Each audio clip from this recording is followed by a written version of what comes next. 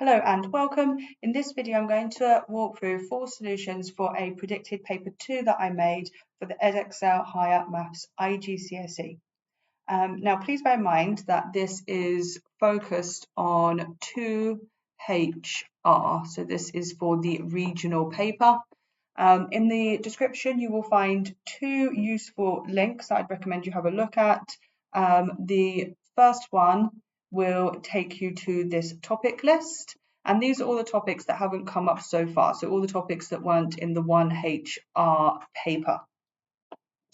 I did my best to make sure that everything was included in there that has not come up, but please do bear in mind that obviously they could retest you on something that has come up already in the 1HR. For instance, there was a little bit of trigonometry in there, sine and cosine rule, but I would not be surprised if that didn't come up again. And also that not everything on this list is guaranteed to come up. You might not get a functions question, for instance. You might not get a vectors question. But it's a really good place to start if you're wondering on what to focus on for your revision. And then if you click on the second link in the description, that will download for you this PDF file that you can see here. And this is the sample paper that I put together. And again, this is a prediction paper for the second higher regional IGCSE. And I use that topic list there. So obviously I do not know what is going to be in the paper. But I use the list of topics, so this should just give you a nice broad range of the topics that have not already come up in paper 1. So if you haven't already, I recommend that you go download the paper, have a go yourself first, maybe use it potentially as a mock exam, and then you can come back to this video and watch the solutions, or of course feel free to skip ahead just to any questions that you find difficult or get stuck on. Okay, let's make a start. So for question number 1 here, we have an nth term question. This is just an arithmetic sequence. I can see that I have a common difference here. So each time the sequence is increasing by 3, and they want us to give the nth term for this sequence. So because it's increasing by 3, I'm going to start off with 3n. That's how my sequence needs to start. And then I'm going to add or subtract some number on here. And to do that, I'm going to compare to the 3 times tables. This thing here, 3n, will generate the 3 times tables. If n is 1, we get 3. If n is 2, we will get 6. If n is 3, we will get 9, and if n is 4, we will get 12, and so on. So I can see here, comparing the sequence 3n with the sequence that we have, we are actually 2 below in every case, so I do not want to plus, I actually want to subtract, and I want to subtract 2. Okay, on to the next question. The nth term of a different sequence is 5n plus 17. Find the 12th term. So to find the 12th term, we just need to substitute in n 12 in here. So 5 times 12 is 60, plus 17, that is 77. On to question 2. So this is a substitution question. We want to work out the value of p. M is -5 and c is 3. So I'm going to put -5 in here instead of m, and 3 in here instead of c. So p is going to be -5 squared, and be careful to put in the brackets because you want to, you're doing -5 times itself, which will be +25, and then I'm going to subtract 4 times 3. So as I just said, -5 squared is 25, 4 times 3 is 12, and then you can do 25 minus 12, which gets you 13. Now we have an expansion question. We want to expand these brackets. You could use the smiley face, you could use a grid method, maybe you use FOIL first, outside, inside last. Either way, you will get x squared plus 5x minus 7x, not plus, sorry, minus 35. And then we can simplify these two terms here in the middle. And so the final answer will be x squared minus 2x minus 35. Okay, on to question number 3. On the grid, draw these straight lines. So first of all, we have y is 2. So y is equal to 2 is going to be a straight line. It's either going to be a straight horizontal line or it will be a straight vertical line. Be careful not to get them mixed up. What we are going to do is think very carefully about this. I want y to be equal to 2. Well, this is the y-axis here. And so I find 2 on that line. That's here. So y must always be 2. X can be any number. And so it's going to be a straight line along like this. Does it say to label? Yes, it does. Let's label that up. Y is equal to 2. On to the next one, x is equal to 6. So this time I find the x-axis, which is along the bottom. And then I find 6, which is here. And so I want to draw a straight line where x will remain consistent at 6. Oh, sorry, I do not have a ruler on this. You obviously in your exam will use your ruler to draw a nice straight line. X is 6. And then we also want to draw the line y is equal to x plus 1. This is maybe slightly more tricky. And I'd probably recommend to draw a table to try and draw this. So I'm going to start off by choosing some x coordinates and see what the corresponding y will be. So let's choose 3, maybe 4 solutions. I'll start off with x equals 0.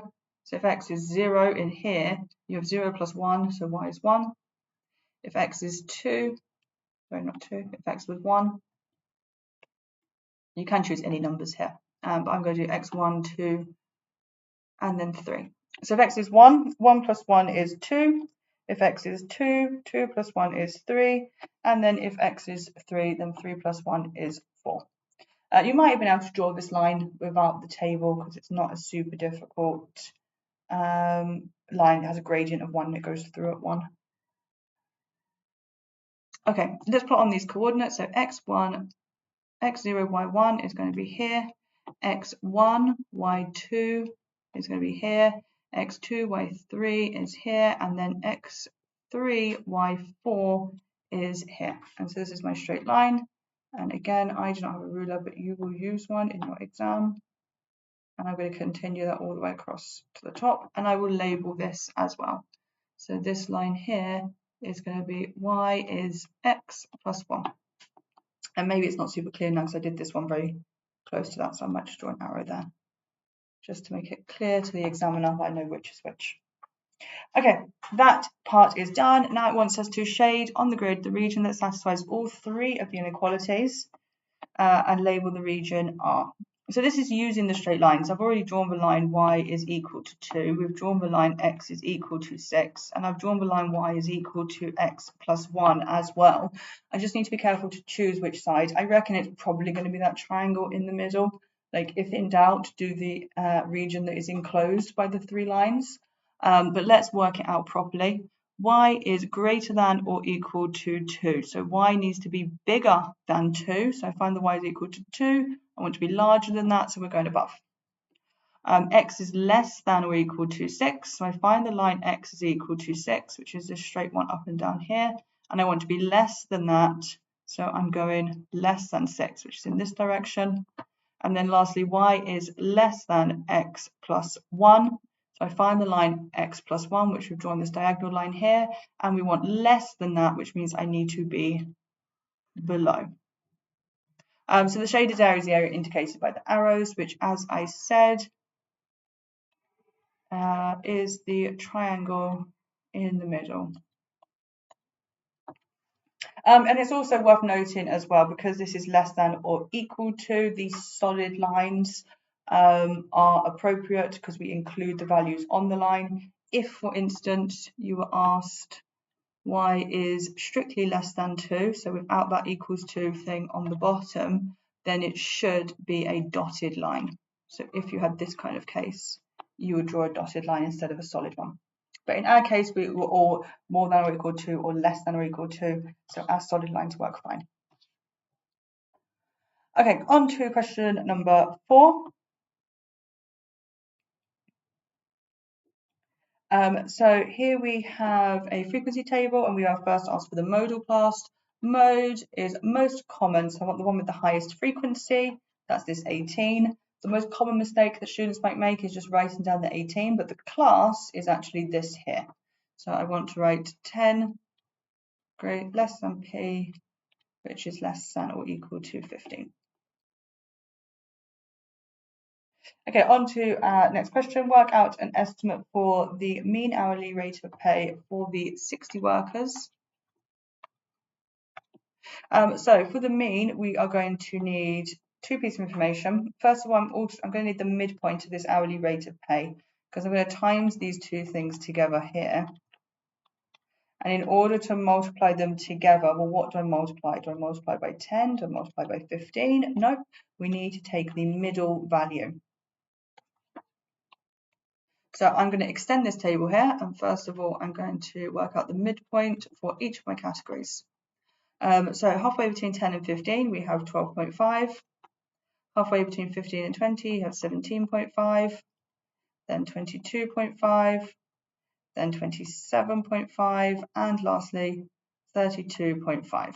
If you struggle to find the midpoint, you can always add together the 10 and the 15 and divide by 2. That will get you there. Okay, so now I've got my midpoints. Now I can do that multiplying thing. So I'm going to do 18 times 12.5. So this is frequency times the midpoint. This is 225. And then 17.5 times 16 is going to be 280. And then 22.5 times 14, this is 315. And then 220. And lastly, 130. Now we need some totals here. What I need is the total frequency. So you can add together all of these numbers, and actually it's also given to us up here in this question. You will get a total of 60. And then we want to work out the total rate of pay. So we are totaling together all of these here. 225 plus 280 plus 315 plus 220 plus 130. This will get you a total of 1,170. And so for the mean, we are taking the total hourly rate of pay. So that's 1,170. And I divide by the number of workers, which is 60. And you get 19.5. And it's worth just checking that your answer is reasonable. So let's look back at the rates of pay. These go from 10 up to 35. 19.5 is somewhere in this, sorry, no, it's not somewhere in this category. And that kind of makes sense to me.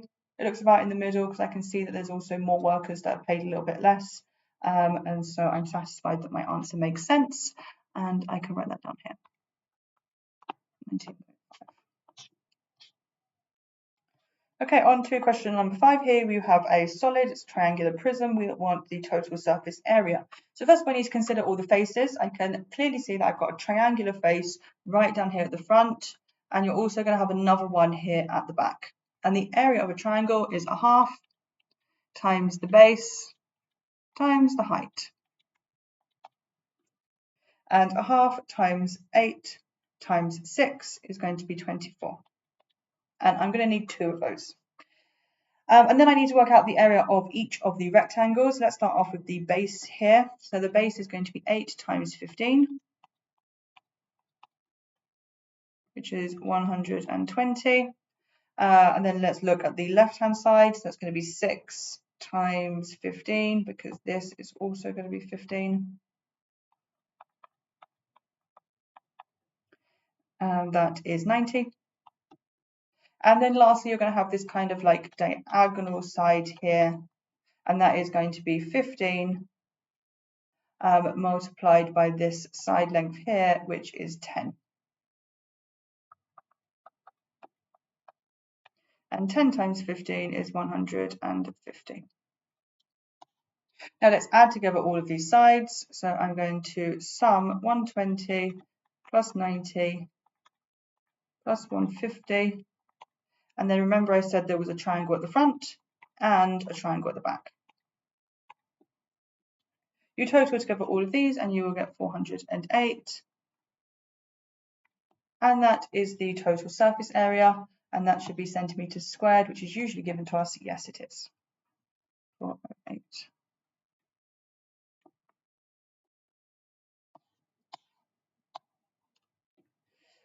Here you have a probability tree. They've filled in one value for us at 0.7. We're going to have to do the rest. So Thomas, the probability Thomas gets to work early on Saturday is 0.7. And then we have a conditional probability here. So the probability of him being early or late on a Sunday will depend on whether he's early on Saturday. So if he gets to work early on Saturday, then the probability that he's early on Sunday is 0.9. If he does not get to work early on Saturday, so late, then he will get to work early on Sunday with a probability of 0.6. So first of all, let's fill in the Saturday section. So for the Saturday section, I'm just going to use the fact that these two here need to add to 1 because he is either early or he is not early. And if you do 1 minus 0.7, you will get 0.3. Now let's look at the Sunday probability. So if he gets to work early on Saturday, the probability to get to work early on Sunday is 0.9. And again, these two probabilities here also need to add to 1. Just be careful about what's adding to 1. So if he's early on Saturday, that's already happened. Saturday's happened, and then on Sunday morning, he's either early or he's not early. So it's those two that I've circled that now need to also add to 1. So this is going to be 0.1 here. And then now let's consider, well, what if he wasn't early on Saturday? What if he was late? And so if he was not early on Saturday, then the probability that he will get to work early on Sunday is 0.6, and that's from the text at the top. And these also need to add to 1, so the probability that he was not early is 0.4. And that's my tree done. Now we're going to have a question. Work out the probability that Thomas gets to work early on both Saturday and on Sunday. So the probability that he is early.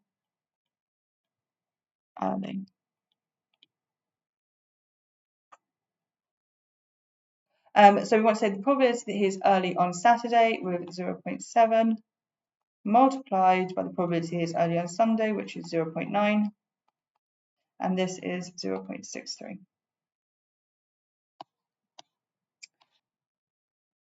Okay, and so question number 7, here we have 3 shapes. We have a pentagon, a hexagon, and then a triangle that's been made at the bottom with a straight line joining 2 of the vertices. So a 5-sided shape here and a 6-sided shape here, and we are asked to work out the sides of angle EAF. So let's just check where EAF is. EAF, so yes, it is that one that has been marked onto the diagram for us. That's what we are looking for. Now, because we don't have any angles already, I'm quite certain that we are going to need to use our formulas for angles in polygons. And it is great because we've been told that the pentagon and the hexagon are both regular, which means that all of these interior angles are going to be the same, and all of these interior angles here will also be the same. And we can work out the size of the sum of the interior angles with the formula 180 times n minus 2. N will be the number of sides. You subtract 2, you multiply 180, and you'll have the sum of all of the interior angles. So first of all, let's go and put 5 in there to work out the sum for the shape on the left. So 5 minus 2 is 3, and then 3 times 180 is going to be 540. And then I can do the same thing again, but for the shape on the right. So if I do 180 times, and this time instead of doing 5 minus 2, I want to do 6 minus 2. So that is 4 times 180, and that is 720. Now, in each of these cases, this works out the sum, so all of the angles added together. We want to know the size of one of the interior angles, and specifically, what I'm going to be interested in is the size of this angle here and the size of this angle here, because if I can get those, I can work down towards my triangle.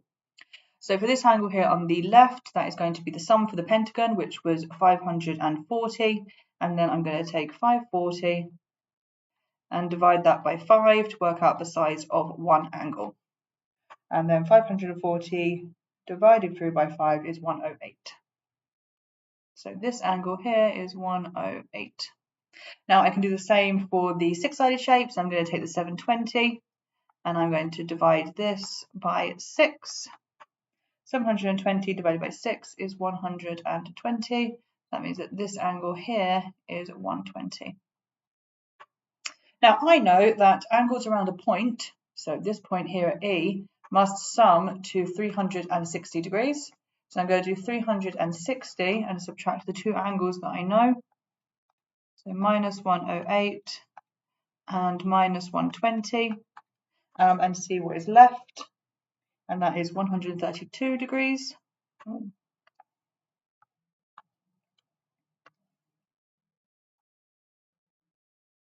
And so what that means is that this angle here is 132. Now we are almost there, but this is not the angle I'm looking for. Now I'm going to use the fact that I can see that the two shapes here meet between D and E. You can see this length, this side here, ED, is the same for both shapes. And so what that means is if that is the same and they are regular, that all these sides need to be the same length. Yes, and importantly, what that means is that these two sides here will be the same length. And so this is an isosceles triangle, which means this angle here at A is going to be the same as the angle here at F. So I know that angles in a triangle add to 180 degrees. So I'll do 180 minus 132, and that is 48. So the sum of these two angles here at the bottom, the one at A and the one at F, must be 48. And also, because it's an isosceles triangle, they must be equal. They're the same. So I'm going to do 48 and divide that by 2 to work out the size of 1, and that is 24.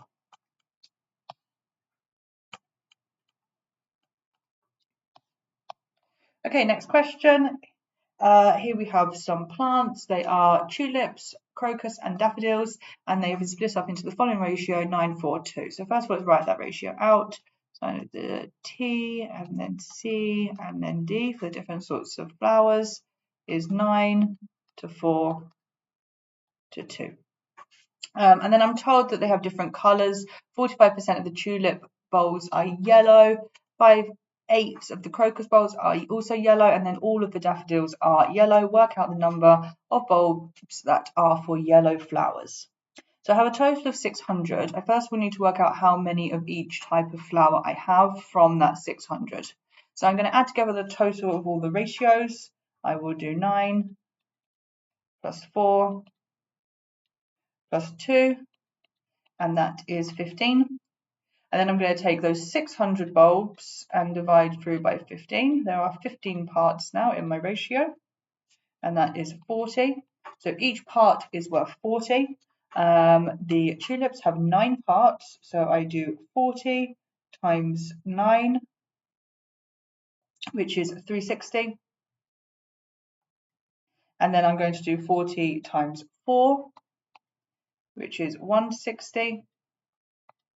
And then 40 times 2, which is 80.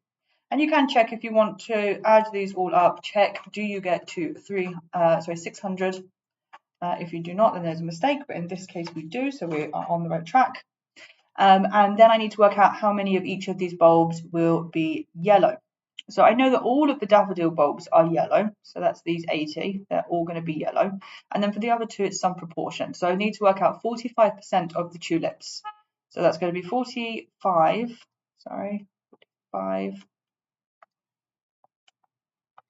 over 100 times 360, or indeed you can do 0.45 times 360 if you prefer decimal. It's the same, and this is 162.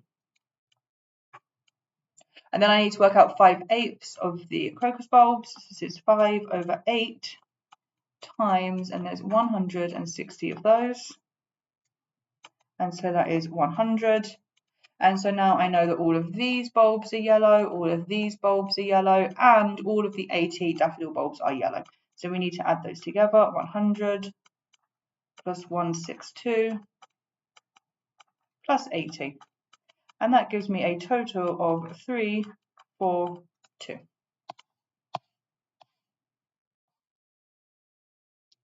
Okay, so now we have some bananas, and I have the mean of 4 bananas and the mean of 5 bananas, and they have added a banana into the bag. What is the weight of that additional banana?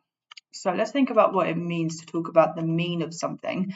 So the mean for the first 4 bananas, you want the total of all 4 bananas, and you are going to divide through by 4, and I'm told here that the mean is 145. Then for 5 bananas, we want the total. Now this is a different total, the total for the total of 5 bananas divided through by 5, and that mean is 142. Now I'm going to work backwards to get the 2 different totals.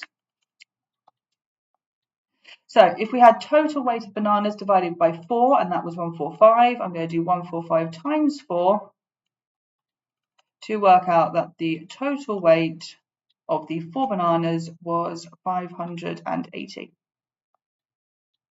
580. And then I do the same thing again for the 5 bananas. So let's do 142 multiplied by 5. And then I have the total weight for 5 bananas is going to be 710. So if this first number here, the 580, was the total weight for 4, and this 710 is the total weight for 5, then the difference between those two totals will be that extra banana. So I do 710 minus 580, and I get 130. Okay, now we have a change of subject question. Make n the subject of the formula. So first I want to identify where n is. I can see it is up here and it is down there. So I need to get that n just by itself on one side of the equation. Now the first thing that we're doing when we're rearranging things is we don't like fractions. So I'm going to multiply up by the 3n minus 4. So I have x, 3n minus 4 is equal to 3p plus n. Now, looking again at where the n is, I can see I have an n here and I have an n here. This is inside the bracket, so I'm definitely going to need to expand that to try and get n by itself. So now I'm going to expand this bracket here. So this is 3xn minus 4x is equal to 3p plus n. And now again, looking at where the n's are, n is now here and here. Now there's no fractions, everything's expanded. So what we should do now is get anything that has an n in it onto one side and anything that does not have an n in it on the other side. So I'm going to leave the 3xn where it is on the left hand side of the equation, and I'm going to move this n over onto this side and subtract. So I'm minusing n. Now I'm going to write equals, and I'm going to leave the 3p where it is on the right hand side, but this minus 4x needs to come over onto the other side, and that will be a plus 4x. So I move the plus n onto the left, I move the 4x onto the right. So now I can see on the left hand side I only have terms that contain n, on the right hand side I have only terms that do not contain n. So we're pretty close. What I need to do now is on the left hand side factorize out n from all the terms. So I have n 3x minus 1 is equal to 3p plus 4x. And now I'm going to divide through by that thing in the bracket, and I have n is equal to 3p plus 4x over 3x minus 1. And that is the answer, and you can go ahead and write that on your line. 3p plus 4x over 3x minus 1.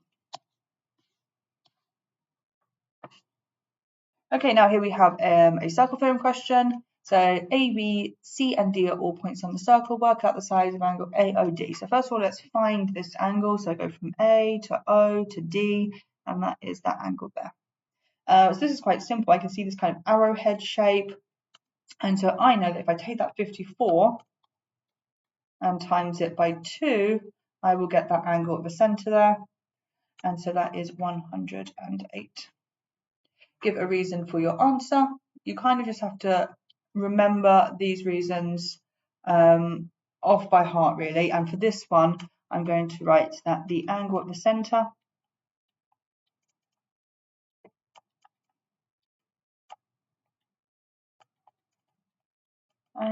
center is twice the angle at the circumference.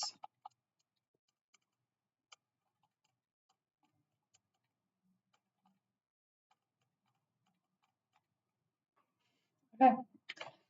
Going on to the next question, work out the size of angle CAO. CAO, so that's that small angle there. This is maybe slightly more tricky. So I worked out that this was 108. So let's write that on there. And I can see this arrowhead is a quadrilateral, four-sided shape. And I know that four-sided shapes must sum, the angles in the center, the interior angles, must sum to 360 degrees. So I think that this angle plus the 28 plus this one plus the one that we are looking for sum to 360. Two of them I have. I need this angle at the center, and I know that angles around a point add to 360 degrees. So I'm going to do 360 minus 108, and then this here is 252.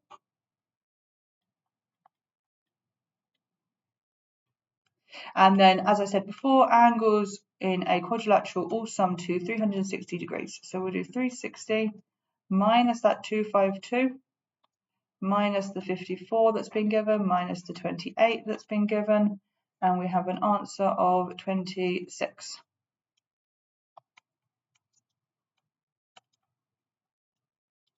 Another angle question, work out the size of angle ABC. ABC, so that's this one here. Now for this one, I can see that we actually have this kind of big quadrilateral shape. Let's use a different color to kind of highlight where that is.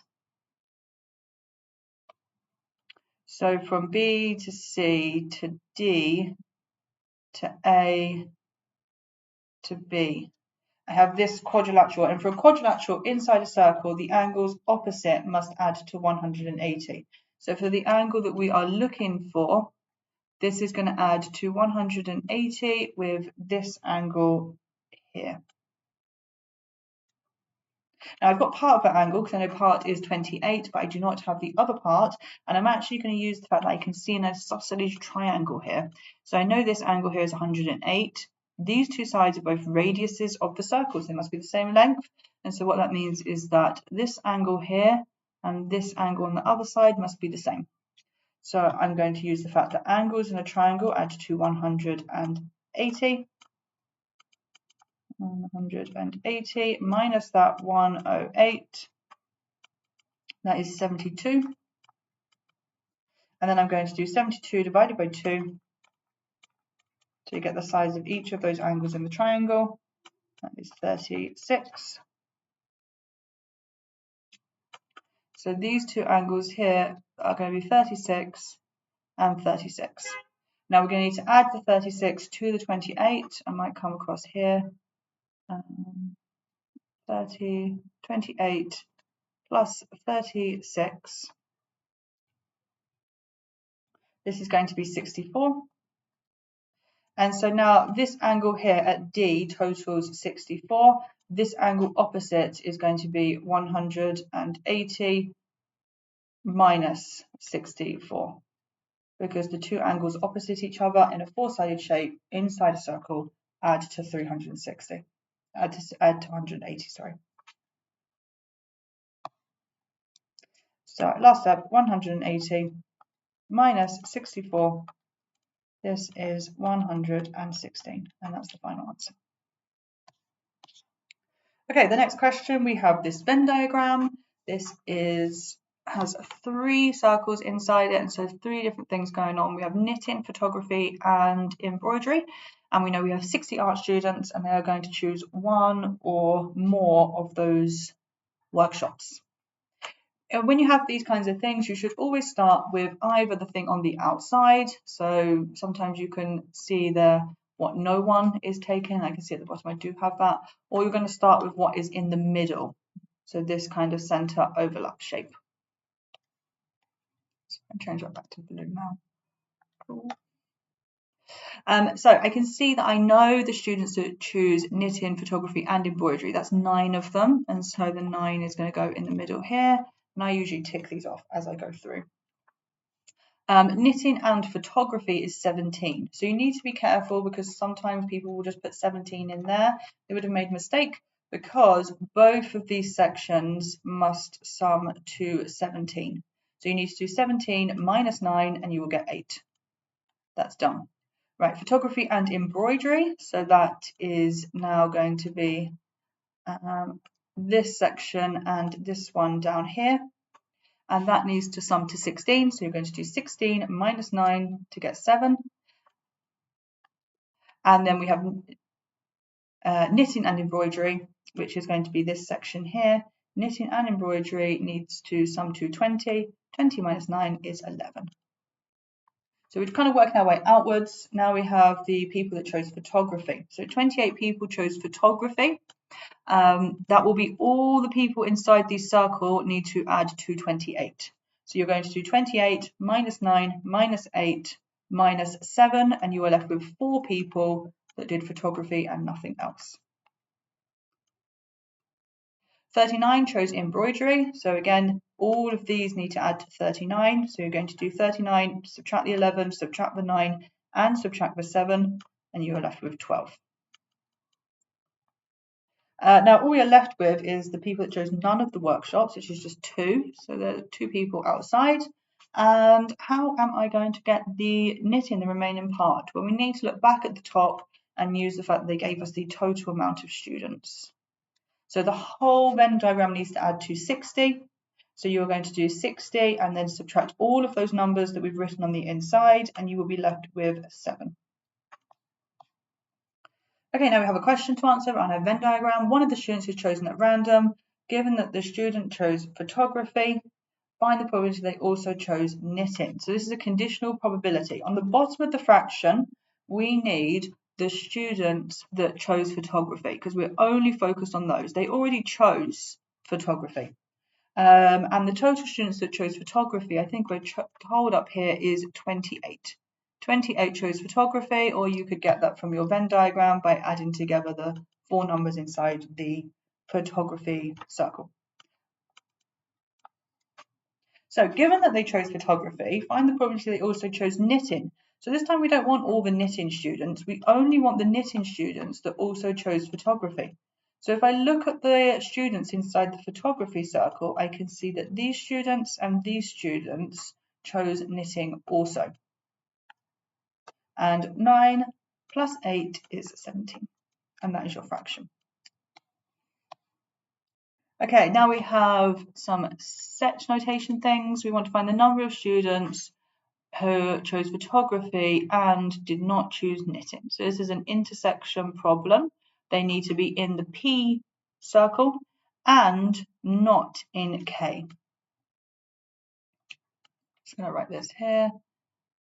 P intersection not K. So all the students that are in P is, actually I already had some underlined, didn't I? All the students that are in P is this, this, this, and this. But I also want them to not be in K. So I'm actually going to have to remove the ones that are in K. So I disclude those, and it is 4 plus 7 that are in P but not in K. And so that gives me a total of 11. Then now we have something a bit more complicated. P union E intersection K. Again, I'm just going to write that here. P union E intersection K. So first of all, let's do the bit inside the brackets. P union E is everything that is in P and everything that is in E. So that's all the things in P and all the things in E. Oh, sorry, that's not E, that's K. Wrong bubble. All the things that are in P, all the things that are in P and all the things that are in A. So it's all of the things in these 2 bubbles here. So that is the union, that's the thing inside the brackets. Now I need to intersect that with K. So which of these are also in K? I think that's just the 11, the 9, and the 8. So I'm going to do 11 plus 9 plus 8 to give me a total of 28. Okay, now we have some indices here. Find the value of n. This is actually probably a little bit easier than it looks because it looks really complicated, but everything has the same base already. Everything is 3, 3, 3, 3, 3. So we could just use laws of indices. Now, when you are dividing with laws of indices, you can subtract the indices. So I'm going to do 3 to the 2n plus 3 minus 4. And when you are multiplying, you can add the indices. So this is 3 to the 1 minus 2n plus 3. Now I'm going to simplify the indices. So 2n plus 3 minus 4 is going to be 2n minus 1 is equal to 3. And then I'm doing 1 minus 2n plus 3. I can collect together the 1 and the 3 to get 4. This is 4 minus 2n. So now you can see that these two things are equal to each other, which means that the indices must be equal to each other. So this is equal to this. So now I'm going to write that out as an equation. 2n minus 1 is equal to 4 minus 2n. And then now I just need to solve this equation here. So I have 4n. So I'm taking this over onto the other side and I add. Minus 1 is equal to 4. Now I'm going to take that minus 1 over. I have 4n is equal to 4 plus 1, which is 5. And so n is 5 over 4. Or equally, you can write 1.25, no problem. Okay, so now we're on here to question number 14, and we have a straight line. We want to work out the equation of the line that is perpendicular to this one here and passes through this point here. So in order to find the equation of the line that is perpendicular, I'm going to need to know the gradient of this line. And to work out the gradient, we need it written in this format, y equals mx plus c. And then I will find this m value here, that will be the gradient. At the minute, it's written as 2x plus y is 9. So I want the y to be the subject. So I'm going to leave y where it is on the left-hand side. And I'm going to subtract 2x from both sides. So I have minus 2x plus 9. And so then it's this number here that is the m value. That's the gradient. Maybe it's clearer to write gradient. Now we are told that our line is perpendicular. If we were told it was parallel, then the gradients would be the same. But for a perpendicular gradient, we're going to change the sign. So the perpendicular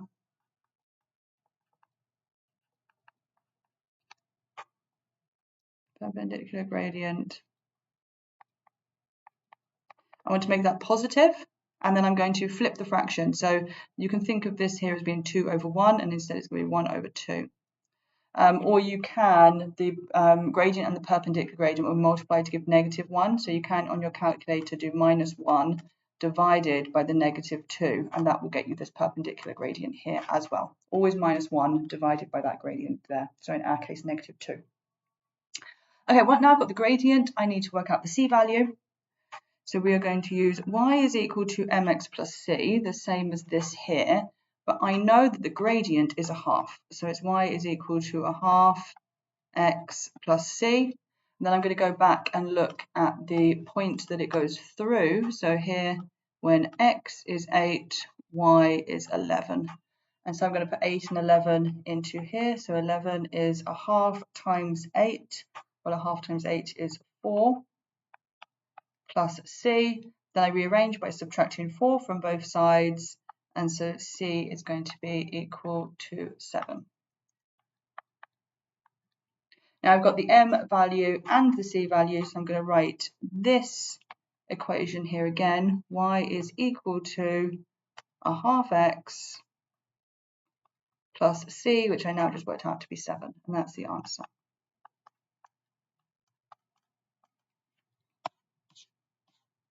Okay, question number 15 here, we have a histogram. Work out an estimate for the fraction of the students that took between 20 minutes and 60 minutes to complete the puzzle. So here, whenever you have a histogram, I always remember the piece of information that area is equal to frequency.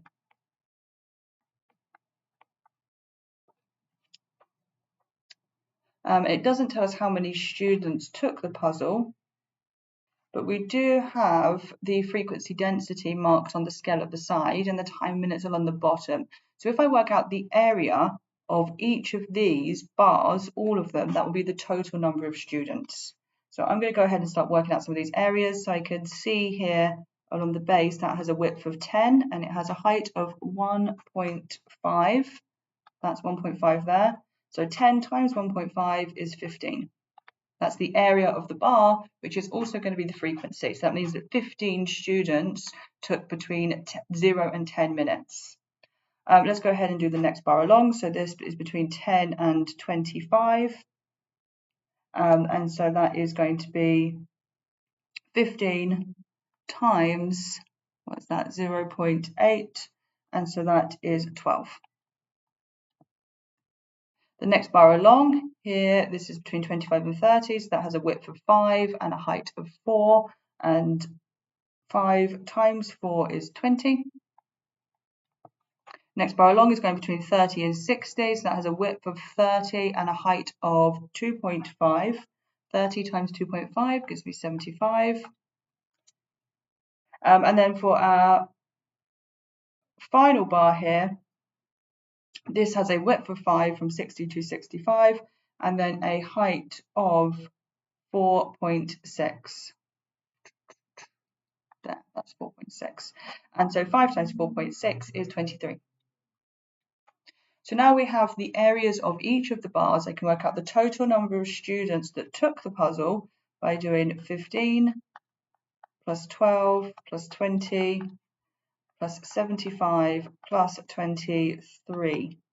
And that totals to 145 students. Now we are asked for the fraction of the students who took between 20 and 60 minutes. So let's identify where that is. I'll choose a different colour. 20 minutes is here, and then 60 minutes is all the way up here. So I want to add together all of the areas that are between my orange lines. And so I can quite clearly see that I'm going to have to add together all of the 75 students and all of the 20 students. Now this bit here is a bit harder, and I can actually see that my orange line is 1/3 of the bar. Do you see we have this section, this section, this section? I can split it into 3 equal parts, and so therefore 12 divided by 3 is 4. So this is 4 students, this is 4 students, and that is 4 students. So I'm going to add together an extra 4 students. And so 75 plus 20 plus 4 is 99. So I have 99 students that took between 20 and 60 minutes out of 145 students total. And so this is the answer that can then be written on this line. Okay, then here for question number 16. This is a relatively easy question for the part A at least. All we need to do is to complete this table of values. Some have been done for us, and so we want to put these values here, -2, 0, and 2, into this equation to work out the corresponding y value. So you're just going to put -2 in here instead of x in these 2 places. So you can just use your calculator to do this. Make sure you use brackets. So you want -2 cubed -3 times -2 plus 2. And you will type that in, you press equals, and you should get an answer of 0, which will go on the table. And then you're going to do the same thing again, but instead of -2, you can just edit that on your calculator and put 0 in here and here, and then you will get 2. And then you go and you edit that again, and then you are going to put in 2 here, and then you will get an answer of 4. And the table is done. On the grid, draw the graph for the values between -2 and 2. So this is a case of now taking that table of values and putting it onto the graph. So at x -2, we want y to be 0, and you draw a small cross there. Please make sure that you get it the right way round, especially as students get a bit older. Sometimes they can forget to which coordinate is the x and which coordinate is the y. I think you kind of get to a point where almost like assume that you know it, and then students forget to actually check that they're doing it the right way around. So the x value is going to go across horizontally. So in this next case, x is -1, y is 4. So just check, x is here, x -1, y 4, that's all the way up there. and then x minus 0.5, y 3.4. So minus 0.5 is here, 3.4 is there. X0, 2. So x0, y2 is going to be here. 1, 0 is there. And then 1.5, 0.9. 1.5, 0.9 is going to be there like so. And then 2 and 4. 2 and 4. Okay, so interesting. We didn't actually have any negative y values there. Now this could look a little bit scattered, I think, if you were initially looking at it. And it's probably convenient if you kind of know what these graphs should look like. So, I mean, potentially for other questions, you need to know what these graphs look like. For this question, maybe you could do it without, but it's a good thing to consider what it looks like so you know what you're kind of aiming for. In this case, we have a x cubed as being the largest power. And x cubed graphs look either like this or like that, depending if the number before the x cubed there is positive or negative.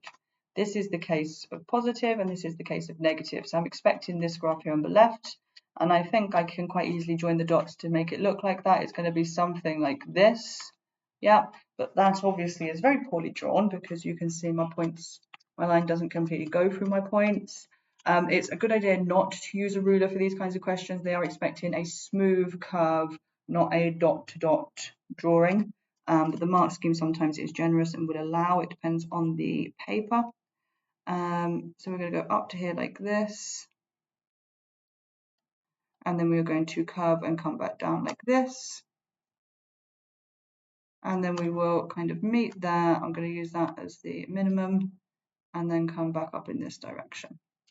And so just make sure you've gone through the two endpoints. So in this case, it asks us to go from -2 to 2, which I have fulfilled. And they are kind of generous with this. So you should be going through the points. It should look like a smooth curve, but they're not expecting you to be like a graphing calculator or an artist and have it looking super precise.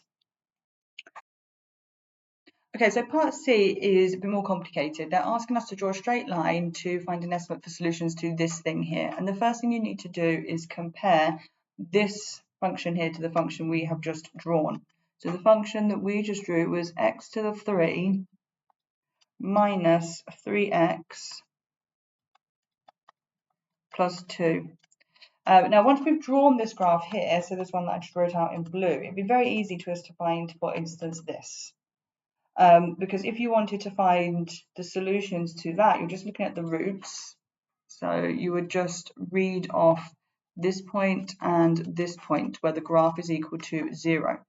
If, for instance, let's say they gave us this is equal to 1, then you would draw a straight line on at 1. So that would be like here. And then you would tell the examiner, okay, well, the solutions to that are going to be here, here, and here. So I'm going to join them big so it's easy for me to rub out. But in our case, it's not as straightforward as that. Because there's nothing really that I can set this function equal to get it looking like this. And the reason why this is difficult for me is because of this 2 here. This 2 is super annoying because I can see that I do not have a 2 here in front of the x cubed. And so what we're going to do is take the thing that they want us to draw, and I'm going to divide the whole thing by 2 to get it that x cubed part matching. So this thing here, the thing in black, 2x to the 3 minus 3x plus 4, trying to solve this is exactly the same as trying to solve this problem. X to the 3 minus 3 over 2, or 1.5, either is fine, x plus 2. Yes, solving this equation and finding the roots is exactly the same as solving this equation and finding the roots. You can divide by 2 on both sides and exactly the same problem. So I've changed the problem that they've given me into this new problem here. And now I like this because I can see that the x cubed and the x cubed at least is the same. So that's really good. And now what I'm going to do is rearrange this and just move whatever I need to onto the other side to get the function looking like x cubed minus 3x plus 2, if that is making sense. So I can see the x cubed works. This is fine. The 2 also works. That's fine. It's this minus 1.5x which is not matching up with the minus 3x. So to make it match up, so from here to here I divide by 2. To make it now match, I am actually going to subtract 1.5x. Because if I minus 1.5x from this, I will get that 3x being the same. So this is going to be x cubed minus 3x now, because I've subtracted 1.5x, plus 2. Now, because I've minus 1.5x on the left, we divided by 2 here as well on the right. And now I'm also going to have to subtract 1.5x on the right as well. So this is minus 1.5x. And so what I've done is I've taken the equation they've given us, the cubic they want us to solve, and I've manipulated until the left-hand side looks the same as the graph we drew. Yes, so now you can see this thing here on the left is exactly the same as the graph I drew. So I can just draw this line here, and then the points of intersection will be exactly the same as the solutions to this cubic here. So we need to draw minus 1.5x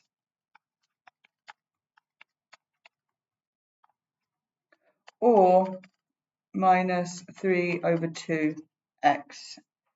Sorry, minus 3 over 2x. They're both the same, it's just the fraction version, and the decimal version is up to you. And what I would do to draw a straight line is probably do a couple of points. I think that's going to be easiest. So let's consider what happens when x is 0. Well, then I'm also going to have y equal to 0. What happens if x is 1? Well, if x is 1, y is going to be minus 1.5. What happens if x is 2? So that's 2 times negative 1.5, which is going to be minus 3. And you could put in 3 as well. No, we can't, because our graph x doesn't go as high as 3. 3 is over here somewhere. So that will not help us at all. Let's just stick with 0, 1, and 2. So x0, y0 is going to be, let's actually do a different colour. x0, y0 is here. And then I have x1, y minus 1.5, which is there. And then x2, y is negative 3. Oh, I also can't draw that as well.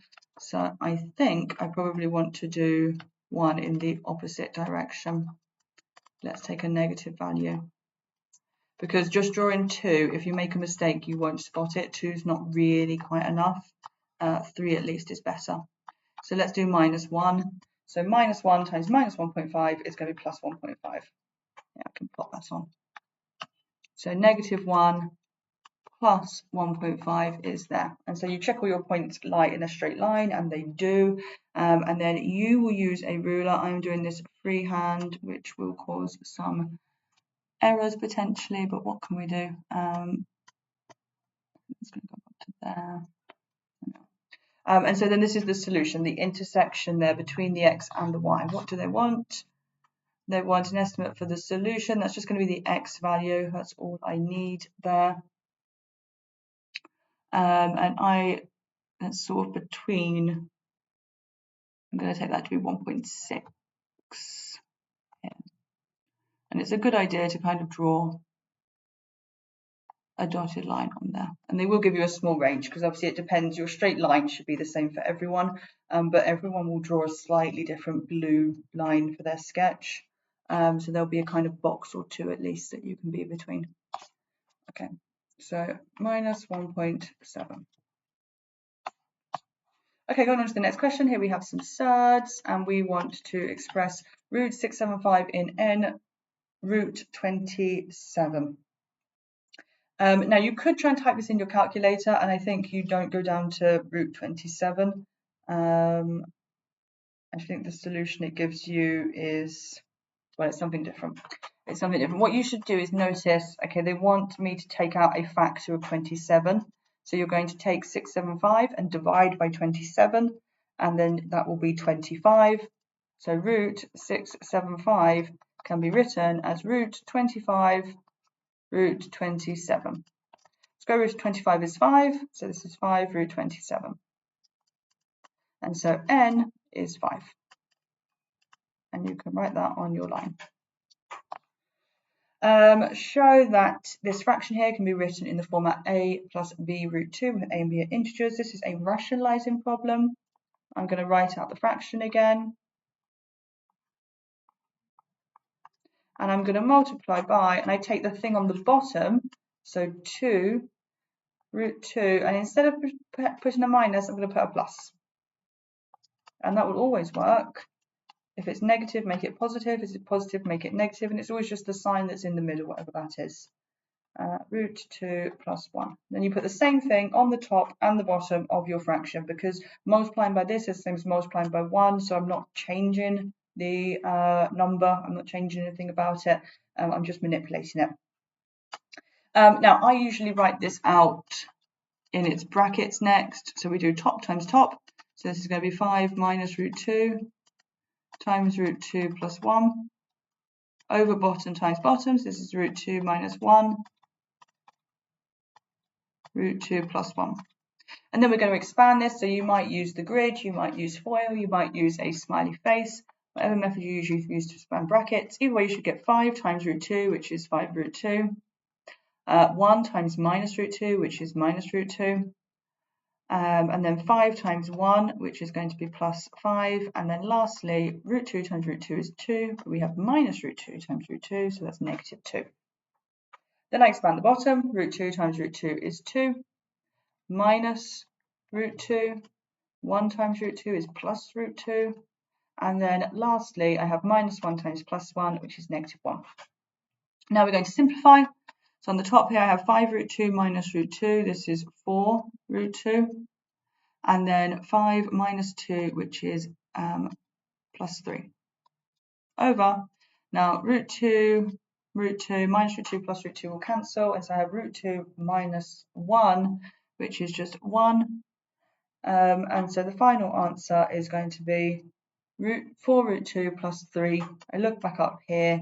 They've actually written the number first, then the root. So it won't lose you a mark, but I will do it as they have done. So A is 3 plus 4 root 2.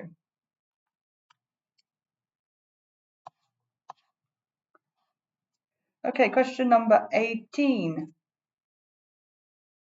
A, B, and C are 3 points on horizontal ground. AB is 8.4, BC is 0.2. We have some bearings. They want to calculate just the bearing of A from C. Give your answer to correct the nearest degree.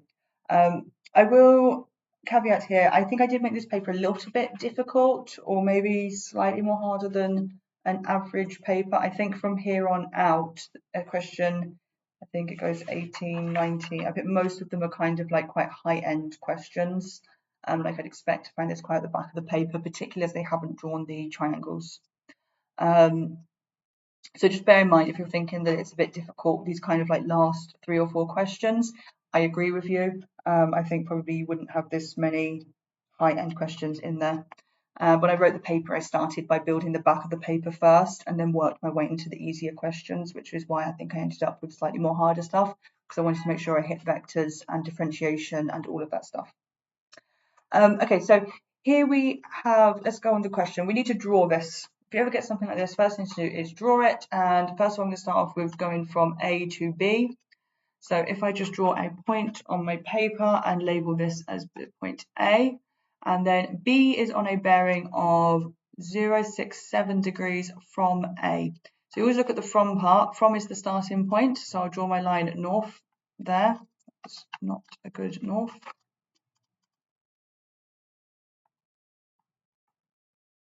North. And so then B is 67 degrees. So let's think about roughly what that might be. It is a little bit less than 90 degrees, more than 45 degrees, maybe off in this direction here. That makes sense to me. So I'm going to say that's my point B. And then C is on a bearing of 129 from B. So B is now the new starting point here. I'm going to mark in north. Now think about what 129 degrees might look like. Well, that is going to be less than 180. So maybe something down here. That seems good. See. And it doesn't need to be super accurate. This is just for you to kind of like imagine the problem, see what is happening. So there you go.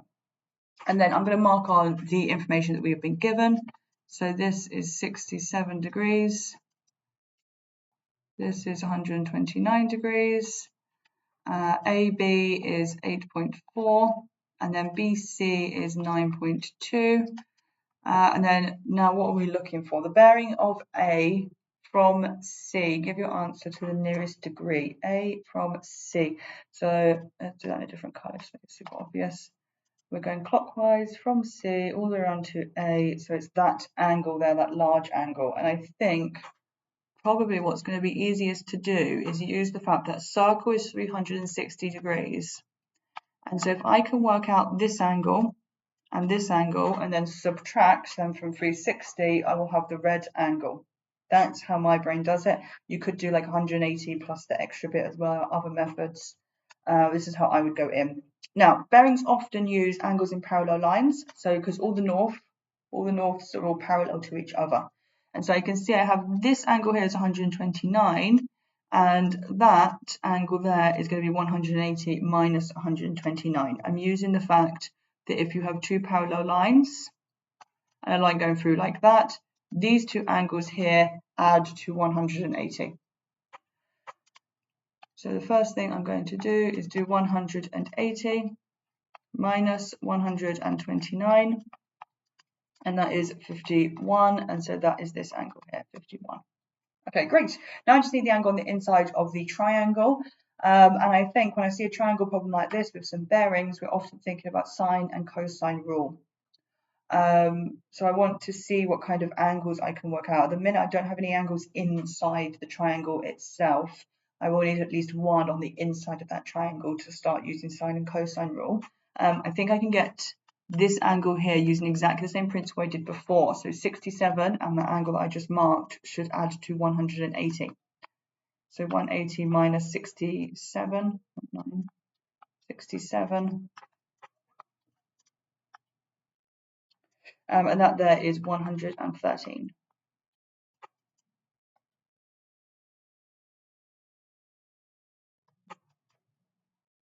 And then we're going to do 360 minus 113 minus 129, because angles at a point will add to 360, and that will get me that one there on the inside of the triangle, and that is 118.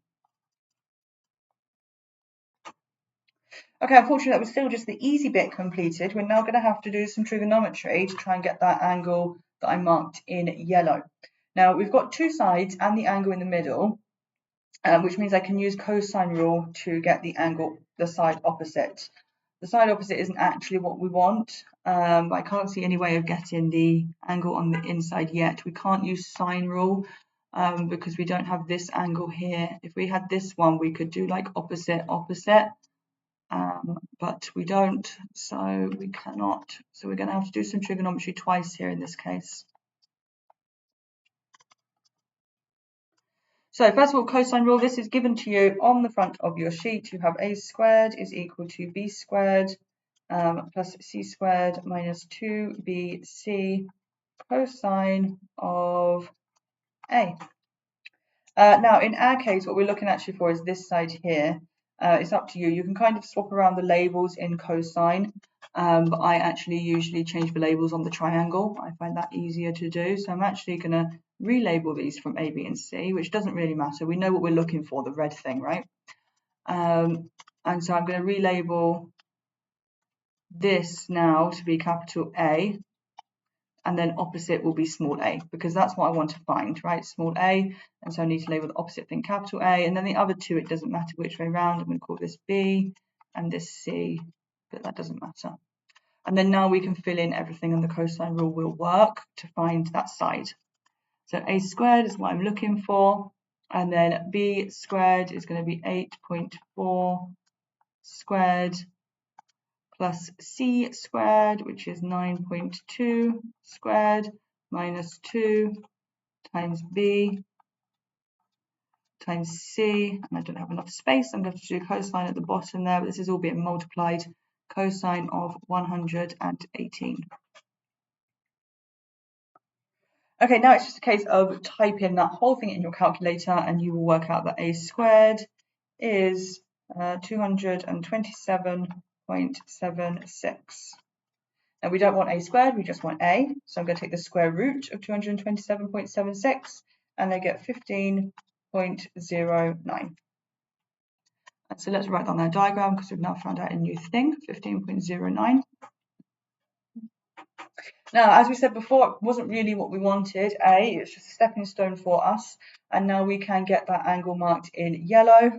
And now indeed I can use the sine rule. And I'm going to use the sine rule with these two sides here opposite. And then I will use these two, this side and this angle here, which are also opposite each other. Now the sine rule again is given on the formula sheet. We are looking for an angle, so it makes sense to put the angles on top. And in my case, it's B that I want. So sine B over B is equal to sine A over A. And then we substitute in our values. So sine B is the thing that I'm looking for. This is over B, which is 8.4, is equal to sine A, which is 118, over A, which is 15.09. Now this thing here can just be typed into your calculator, you'll press equals, it will give you an answer. And so now we're just going to rearrange. I'm going to take this 8.4 up here and multiply. So I have sine B is equal to sine 118 over 15.9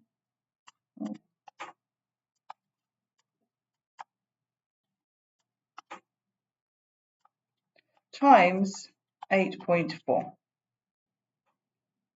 And then you'll type that into your calculator, everything that you see on the right hand side, and you get sine of B is equal to 0.495. And it goes, sorry, 4915. 4915, and then that goes on. And then you are going to do inverse sine, because I want to work out what B is, not sine of B. And so to work backwards here at this stage, you're going to do sine minus 1 of that thing there, the 0.4915. And so that will get you B is equal to 29.44. Now, unfortunately, we're still not quite done because that just finds this angle here as being 29.44. That was green. We found something else out.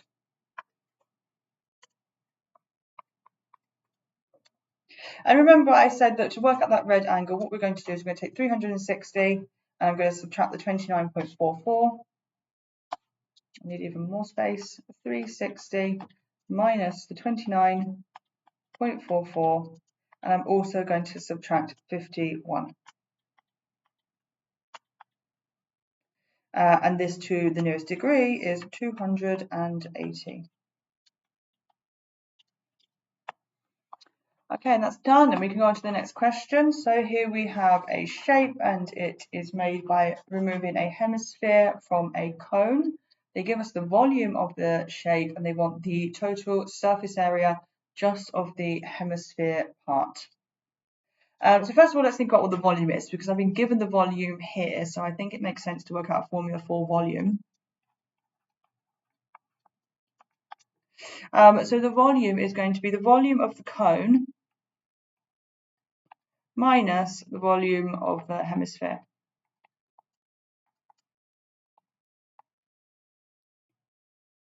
And so let's work out what those two things are. Well, volume is 6948 pi, and that is equal to the volume of the cone. Well, you can go onto your formula sheet and you can find volume for cone. And volume for cone is going to be 1/3 pi r squared h. Now we need to think about what the radius of our cone actually is and what the height of our cone actually is, because they are not r squared and h. we're given the radius of the base of the cone, and that is 5x. So instead of this r squared, I'm going to put in 5x squared. And I'm also given the height of the cone. The height of the cone is not h in my case, it is 6x. So I need to multiply that by 6x. Now I'm going to subtract the volume of a sphere. Now the volume of a sphere, which is on the formula sheet, is 4 over 3 pi r cubed. Now again, there are some problems here. The first one is we do not have a sphere, we have a hemisphere. So I actually want to divide that by 2, half of a sphere. And then I also have the problem where radius is not r, so we don't want r cubed. The radius of the hemisphere is 2x. So this is 2x cubed. Okay, now this is looking a little bit untidy, so the first thing I want to do is maybe neaten some of this up. So I'll leave this as 6948 for now, pi, and let's do some multiplying. So this is 1/3 pi. Let's square this. So this is 25x squared, still multiplied by 6x, minus, and then I can actually multiply these two things here together, the half and the 4 over 3, to get 2 over 3. And then let's cube this thing here. So 4 over 3 pi, 2 cubed is 8, and x cubed is x cubed. Okay, now still there's some simplifying here to do. So this is 6948 pi is equal to, and then I'm going to do 25 times 6 times a third, and that gets me 50. So I'm doing the third times 25 times 6, all the numbers, pi, and then I'm going to deal with the x's, so we have x squared times x, that's x cubed, minus, and then I'm going to do 2/3 times 8, deal with the numbers to get 16 over 3, pi x cubed. Now this is looking a lot nicer now, and I can see actually I've got pi on the left and pi on the right. Every single term has pi in it, so I can actually just cancel all the pi's out like this. And I think I'm going to be able to work out what x is very soon. So here we have 6948 is equal to 50x cubed minus 16 over 3x cubed. So actually I could just collect these two things together. You could do 50 minus 16 over 3. So you have 6948 is equal to 134 over 3 x cubed. Now you are going to take the 6948 and divide by 134 over 3. And this will give you x cubed. So x cubed is equal to 10422 over 67. At this point, you might have written that as a decimal, and that's fine. You're going to have to do it in the next steps. Your calculator will stop showing you fractions when you take the cube root. You take the cube root of this, and this is 5.378. Now, this is x, and it would be nice if it told us to find x, because then we'd be able to stop, but it did not ask us to find x. It asked us for the total surface area of the solid hemisphere that has been removed from the cone. So the surface area of this kind of like shaded thing. And by total surface area, and it's total in bold, you want the curved part, the curved surface area, and then also the area of the circle on the top. If you imagine cutting a semicircle in half, the surface area is going to be like the base, the circular part, and also like the dome part.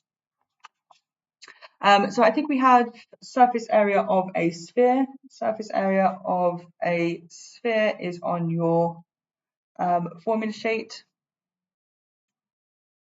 and it is pi. It's 4 pi r squared.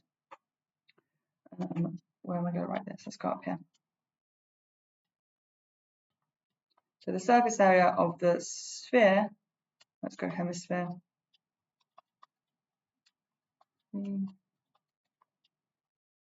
So you have 4 pi r squared, that's just from the formula sheet, and we actually have a hemisphere, so it's half of that. And remember, r is actually not r. R of the hemisphere is 2x. but we just worked out what x was. We know that x is 5.378. So I'm going to times that by 2 to get 2x, and this is going to be 10.756. So this is the radius. So this is what is going to go in here. I didn't leave myself enough space. Radius squared. Now you're going to work out what this is. You can type that in on your calculator and you will get 726.911. But of course, as I kind of highlighted before, this is not the total because we also want that kind of base bit, like the flat circular part.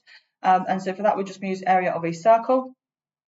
And so for area of a circle, that is just pi r squared. And that's the formula that you are not given. You need to know that one.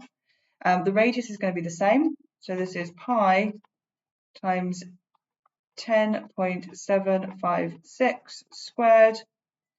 And that is 363.456. And then you're going to add that together with this. So you have 726.911 plus the area of the circle, which is 363.456. So I rounded that a little bit more there. Add these two together, and then you will have the total surface area. We want it to be the nearest integer, and so that is going to be 1090. Final answer.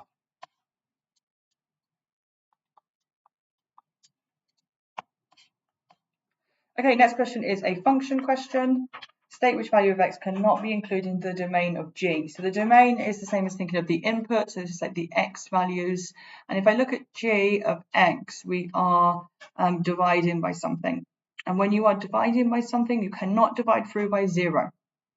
Yes, if you try it on your calculator, I'm sure you would have done before, you would have done something like this, or something like that, and you would get a math error, and we can't divide through by 0. So what we need to do is kind of work out what value of x gives me a denominator of 0, and then I'll exclude that. So we set 2x minus 9 equal to 0, so therefore 2x is 9, and so divide through by 2, x is 4.5 or 9 over 2, both fine. Yes, they always do like the counter argument, so it's the x that cannot be included. So I think it is a little bit counterintuitive that you say x is equal to, but actually you're saying x cannot be equal to, but it's always worded like that. And then you want to find f of g of 4. So you can think of this as like little kind of nesting, like Russian dolls. They go inside, inside, inside. So the 4 goes into the g. We put 4 into g, and then we put that answer into f. So let's first of all think about g. Well, g is 5 over 2, 4 minus 9. So I'm putting 4 into that function g in here, 4. And you can use your calculator to work that out, and you get an answer of -5. And then we're going to put -5 in here instead of the x value. And so this is going to be 5 times -5 plus 7, and that is -18. Okay, now whenever you are finding a inverse of a quadratic function, which this is, you're going to have to complete the square. It's up to you if you could do the completing the square and then do the inverse first. I would probably complete the square first. I think it is a bit more familiar almost. So I'm going to call h of x y is equal to 3x squared minus 12x plus 8. And my first job is just to complete the square. Well, to complete the square of this, you're going to say y is 3 square brackets x squared minus 4x, close off your square brackets, plus 8. So factorize 3 out. The reason why I chose 3 is it's the number before the x squared. We do not like having a number before the x squared. I take it just out the first 2 terms because they're always divisible by that number. So you could see we could divide 12 by 3 and I could divide this by 3. The 8 is not divisible by 3. So I just do it out those first 2 terms, but I have seen textbooks and other resources where they do it out all 3. If you do that, it's fine. So we factorised the 3 out. Now I'm going to complete the square just on the thing that is inside the square brackets. The 3 remains and the 8 remains. They do not change. The bit inside the square brackets, we complete the square. So to do that, we say x, and you take this minus 4 here and divide it by 2. So x minus 2 all squared minus, and then I'm going to take this number squared. So 2 squared is 4. Now we don't like those square brackets, so I'm going to expand those back out. So y is equal to 3 x minus 2 all squared. 3 times 4, that's 12, plus 8. And so y is equal to 3x minus 2 squared minus 12 plus 8, which is negative 4. Now, I actually haven't done any effort or work into finding the inverse yet. All I've done is complete the square. Now on the other side, I'm going to do the inversing part. So we have y and x. What you want to do is swap those around. So I'm going to, instead of y, write x, and instead of x, write y. And now we want to rearrange to make y the subject, which is why we completed the square. This wouldn't be possible to do otherwise. So we are going to, first of all, add 4 on.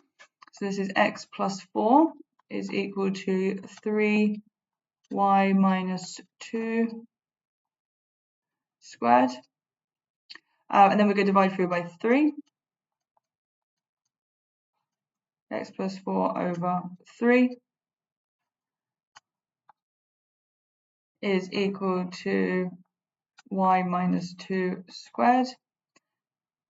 Now I need to get rid of that squared, so the inverse of squaring would be to take the square root. So we're going to have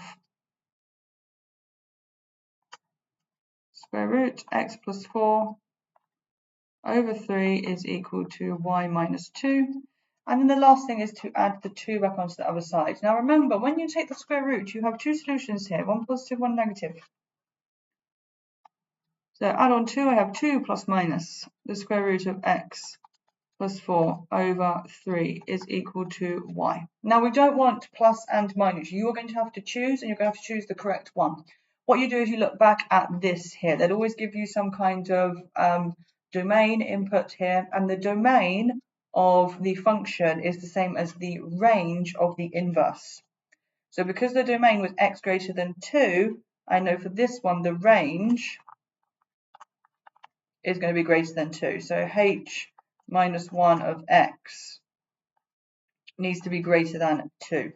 Or you can think of it, because we still have y in there at the minute, this is going to be y must be greater than 2. And so if I need this thing here to be greater than 2, how do I make that bigger than 2? I'm going to have to use the plus. If you have that thing in the middle as being a minus, then you'll end up with something less than 2. 2 minus something would be less than 2. 2 plus something would be more than 2. So I'm only going to use that positive solution. 2 plus the square root of x plus 4 all over 3.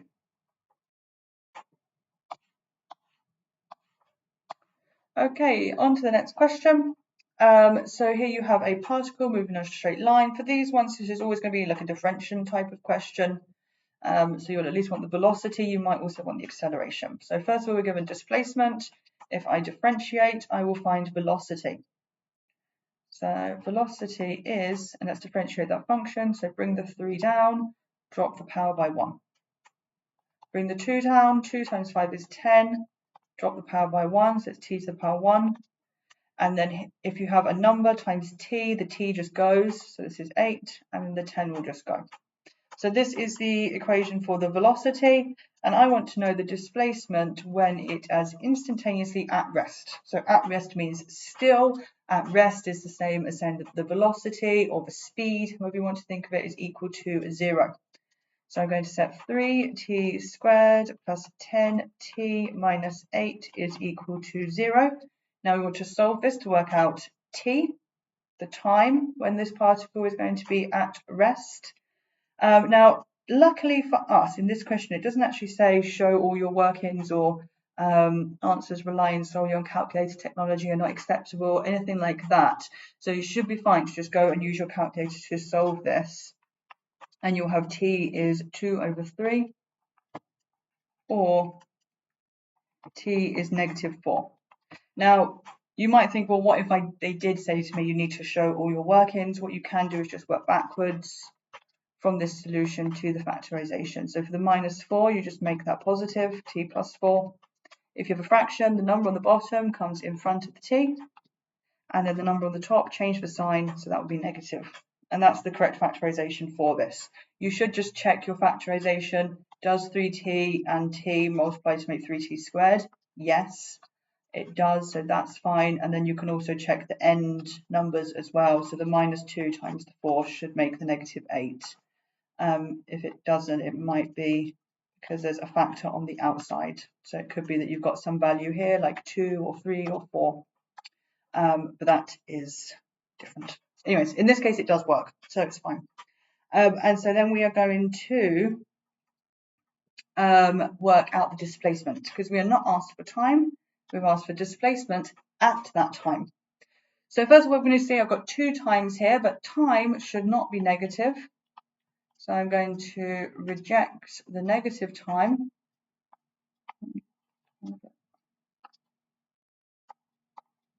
We reject this time, and I'm only going to use this. And then I'm going to put that time into the function for displacement, which we have been given. So on the calculator, we are going to do t to the power of 3, and in our case, t is 2 over 3 to the power of 3, 5 times t squared minus 8 times t plus 10. And then you can simply type that out into your calculator, and then you will get the displacement as being 194 over 27, and you're finished.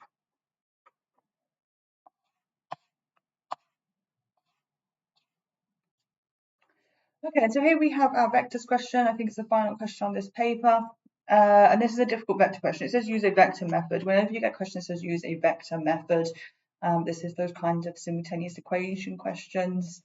It's a hard type of problem. For a vector question, I always just make sure first that everything is marked on the diagram. So I can see the 2a is marked on there, that's fine. 2b is also marked on there. And then DE being 7a plus 3b, that's marked on there. This part, however, I don't think it is. So AB to BD is 1 to 2. Okay, so this is 1 part and this is 2 parts. It's on a ratio of 1 to 2. So what that means is from A to B, this is going to be 1/3 because there are 3 parts in total here. And from B to D, this is going to be 2/3. And you can always get that fraction number by adding these two together. So it's 1/3 and 2/3, which relates to a ratio of 1 to 2. Okay, then it gives us some more information. The point C on AB is such that OCE is a straight line. So this here, they've told us, is a straight line. Let's see what stuff we can work out first. So I can see that I can work out what AB is. AB is going to be easy for me to get. I can go from A to B down this path, which we're not given, but what we can also do is go down here and then up here. So AB is going to be minus 2A, because I'm moving against the arrow, plus 2B. Now, once I've got AB, it would actually be easy for me to work out the total line, or BD, whichever one you prefer. I think we need one or the other. I will go and do BD.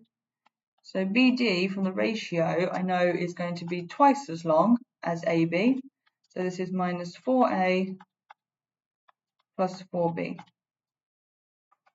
Now let's think about the vector method problem. So I'm asked to work out the ratio of OC to CE.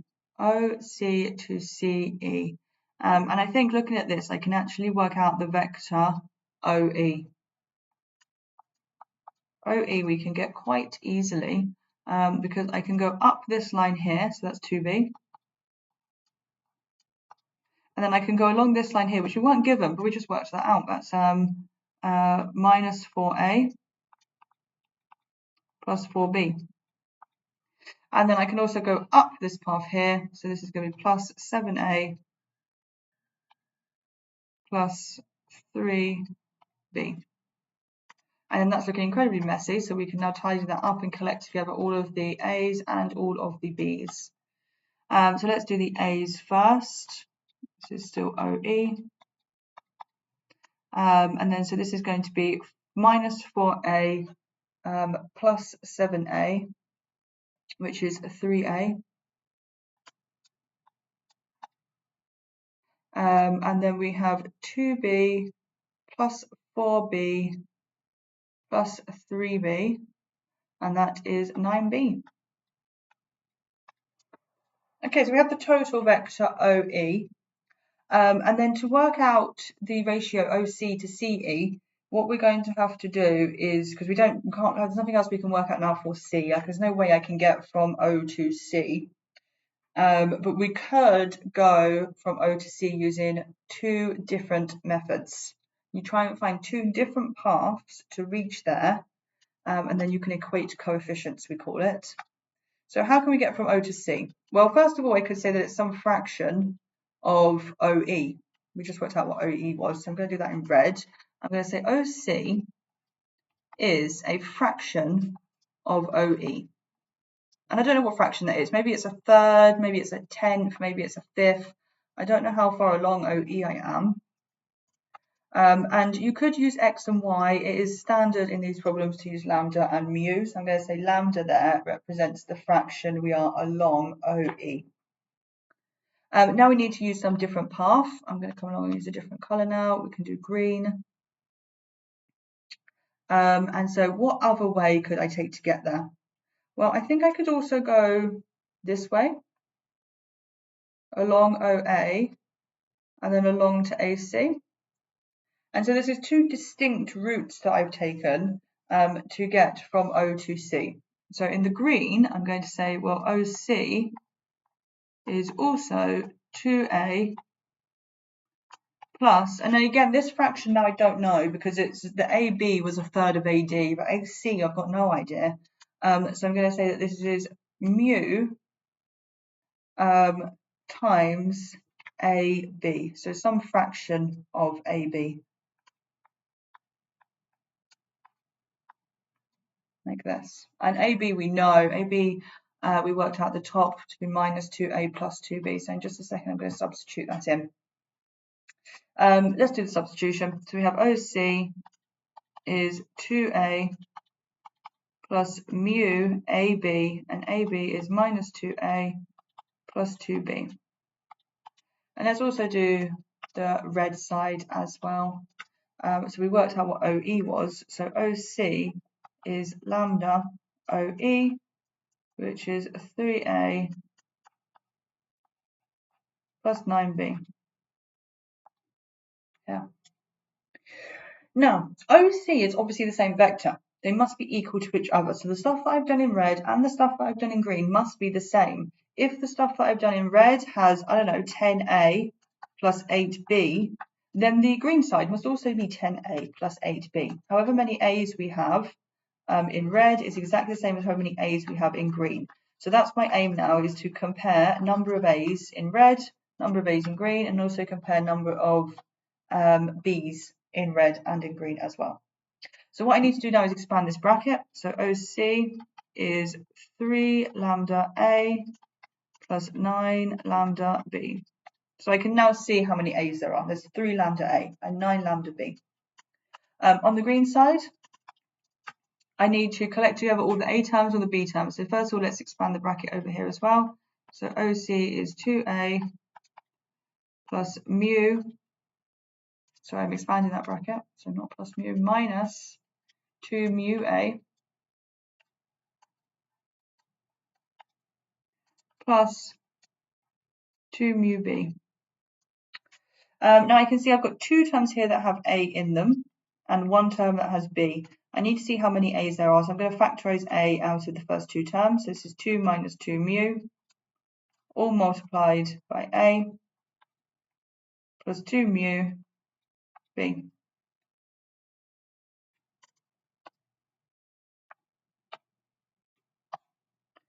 And so now I can see how many A's there are in both. So on the red side, we have 3 lambda A, And on the right side, we have 2 minus 2 mu a. And these need to be equal to each other. This needs to be equal to this, because they need to have the same number of a's in both parts. And we can do the same for the b's as well. So we have 9 lambda b is equal to 2 mu b on the other side. Now let's think of what do I want? Do we want lambda? Do we want mu? It's lambda that we want because we want the ratio OC to CE. So it's the red line that I'm really interested in, and the red line is the one that used lambda as the fraction. So what I'm going to do is I'm going to rearrange this one to get mu is equal to. So mu is equal to 9 lambda over 2. So I'm just dividing both sides by 2. And then I'm going to substitute this in here instead of mu. And then that top equation will be all lambda. So 3 lambda is equal to 2 minus 2 mu. And mu is 9 lambda over 2. We solve this equation for lambda and we are pretty much done. So let's expand the bracket. So 3 lambda is 2 minus, and this is just going to cancel out, 9 minus lambda. And then here now I can add 9 lambda onto both sides. Where am I going to go? Got here. So I have 12 lambda is equal to 2. And so then lambda is equal to 12 over 2, so 2 over 12, or that simplifies down to 1 over 6. So what that means, lambda is 1 over 6, this red line fraction is 1/6. So if this is 1/6, then this line here must be 5/6. It needs to add to 1 to make a total 1/6 and 5/6. And as a ratio, that is going to be 1 to 6. Let's just check I've got the correct part. So OC ratio CE. Yes, 1 part to, sorry, not 1 to 6, 1 to 5. The total number of parts is 6. We have 1 part for OC and then 5 parts for CE. Now that was a very challenging question. 1 to 5 is the final answer. If you find it difficult, just watch through it a couple of times. And if you're struggling with it, go through it. And then when you're working through the solution, change all the lambdas to y and all the mu's to x. It'll work in exactly the same way, and it might just look slightly more familiar if you're not used to the Greek letters. It's absolutely fine to use x and y as well. So thank you very much for watching. As I mentioned midway through, I think it was probably a little bit, there were a high number of high-end questions, if that makes sense. When I made this paper, I started off with like the vectors, surds, differentiation, the kind of functions, the higher level topics that haven't come out. I wanted to make sure that they were all definitely in. So I started off with all the hard questions and then worked backwards from there.